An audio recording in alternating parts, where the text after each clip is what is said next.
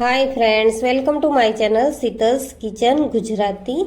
આજે હું લઈને આવી છું તમારા માટે સામાની રેસીપી। તો સામા પાંચમ નજીક આવી રહી છે ત્યારે મનમાં પ્રશ્ન થાય કે સામો કેવી રીતે બનાવવો અને તેમાં શું શું ઉમેરવું। તો આજે હું તમારી સાથે સામા પાંચમ સ્પેશિયલ સામાની રેસીપી શેર કરવા જઈ રહી છું મિત્રો। તો રેસીપી વિડીયો એન્ડ સુધી જરૂરથી જોજો અને જો મારી ચેનલ પર નવા આવ્યા હો તો ચેનલને સબસ્ક્રાઈબ જરૂરથી કરજો। સામા પાંચમનો સામો બનાવવા માટે અહીંયા મેં એક કુકર લઈ લીધું છે। કુકરમાં 2 ચમચી જેટલું તેલ ઉમેરી લીધું છે।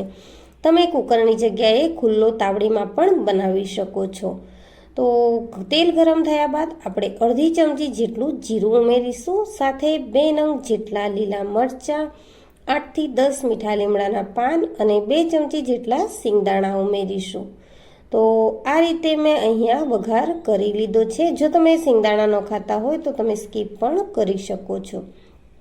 વઘાર સારી રીતે થઈ ગયા પછી અહીંયા મેં સામાને અડધી કલાક પહેલાં પલાળી રાખ્યો હતો સારી રીતે ધોઈને। તો હવે આપણે ધોયેલો સામો કુકરમાં ઉમેરી દઈશું અને 1 વાટકા જેટલો સામો હતો તો મેં સાથે 2 વાટકા જેટલું પાણી ઉમેર્યું છે। આ માપ પ્રમાણે સામો પરફેક્ટ એવો બનીને રેડી થશે। સ્વાદ પ્રમાણે મરચું, સ્વાદ પ્રમાણે મીઠું ઉમેરીશું। મરચું આપણે લીલું પણ ઉમેર્યું છે તો લાલ મરચું એ હિસાબથી ઉમેરીશું। સામાને ખાટો મીઠો ટેસ્ટ આપવા માટે અડધી ચમચી જેટલી અહીંયા મેં ખાંડ ઉમેરી છે। જો તમને ગળપણ ન ભાવતું હોય તો તમે ખાંડ સ્કીપ પણ કરી શકો છો।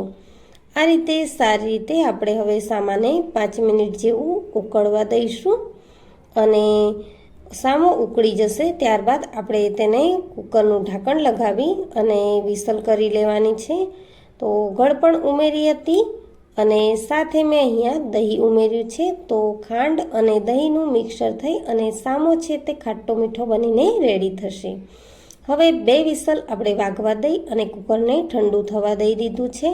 તો પરફેક્ટ ખીચડી જેવો સામો બનીને રેડી થઈ ગયો છે। તો હવે આ સામો આપણે સર્વિંગ પ્લેટમાં લઈ લઈશું। તો મિત્રો તૈયાર છે સામા પાંચમમાં બનતો સ્પેશિયલ સામાની રેસીપી। જો રેસીપી વિડીયો ગમે હોય તો વિડીયોને લાઈક કરજો, શેર કરજો અને મારા ચેનલને સબસ્ક્રાઈબ જરૂરથી કરજો। આવી જ નવી રેસીપીઓ માટે બેલ આઇકન બટનને પ્રેસ કરજો। Thank you for watching.